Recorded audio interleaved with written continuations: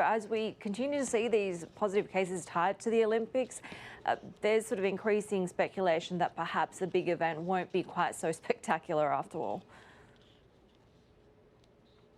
So 71 positive cases linked to the Olympics since July the 2nd. Sounds like a big number, but I think we should have some perspective here on what that number means. The organisers are obligated to report any positive cases in everyone who's under their purview. That's from athletes to staff to volunteers to contractors. And of these 71 cases, it's only a handful who are athletes. The majority are Tokyo 2020 contractors, some of whom will have no contact with the athletes at all. In fact, some of them are not here in the capital.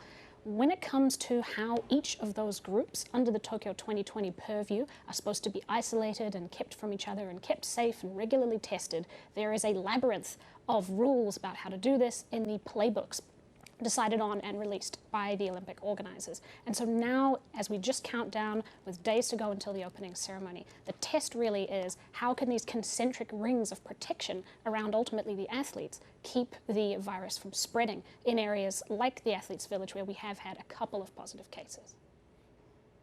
What are we seeing in the broader Japanese economy, given that this is a fan-free Olympics, right? I mean, these small businesses, hotels, must really not be getting any of the boost that they were expecting from the games. It is rough. Now, no spectators, even from here in Japan, anybody with a ticket is going to get it refunded. So that revenue stream has dropped away, and Tokyo remains under a state of emergency. People are being encouraged not to go outside unnecessarily, although of course that's not legally enforceable. So anyone in hospitality or hotels who is hoping for a windfall from this is going to have a hard time.